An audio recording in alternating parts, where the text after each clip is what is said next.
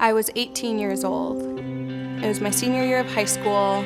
I was a runner, a downhill ski racer, so my feet, I always had lumps and bumps, and there had been a lump there that kind of continued to grow. As it got bigger, it was to the point where it was like there was a golf ball on my foot. My primary care doctor, she sent me to a podiatrist who scheduled me for an MRI to kind of do a better look at what it was. My mom and I were getting in the car, hadn't even made it out of the parking lot before he called, which never seems to be a good sign. He called and canceled the follow-up appointment with him that week and said, instead, I want you to be seen with the oncology team at M Health Fairview Masonic Children's Hospital. Sarah had rhabdomyosarcoma, which is a cancer of cells that should be muscle cells.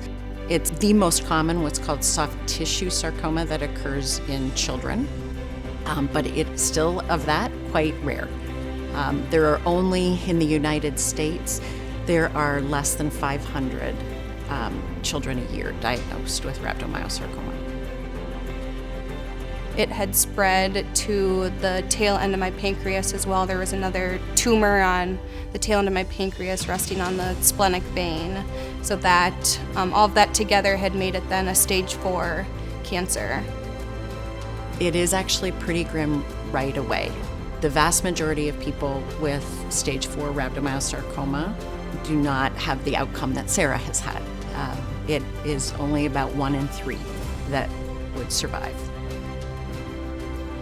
I would say I was scared, but at the same time, at 18, you're still so invincible that nothing can take you down almost. The oncologist, at our first meeting with him, he had told me, I can rattle off stats all day. I could tell you your chance of relapse. I could tell you your chance of survival. He's like, but if it's okay with you, the only stat I want you to focus on is being 100% cancer-free.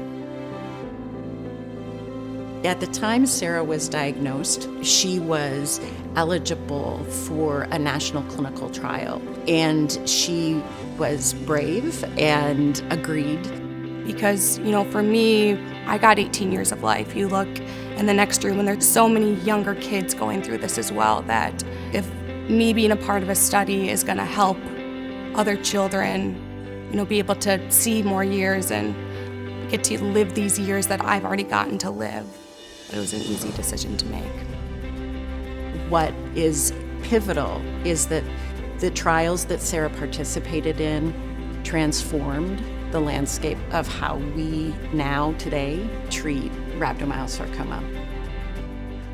We really function as a team, so you get a real multidisciplinary, multi-specialty approach to sarcomas across the ages here at the University of Minnesota. And that makes us unique in the pediatric oncology space. There are very few centers like us in the United States.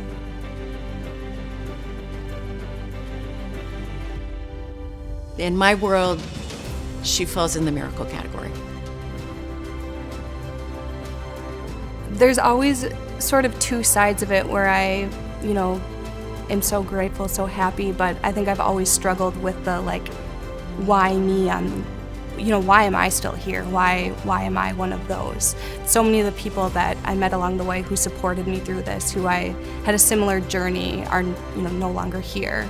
So it's always been sort of a bittersweet of, exciting that I got to graduate college, I got married, all of the exciting big things we have ahead. Well, so many others didn't get to have those same milestones. So it's sort of, I think, been sort of the bittersweet, both sides of it, of being excited while also mindful and grateful that I still get to be here.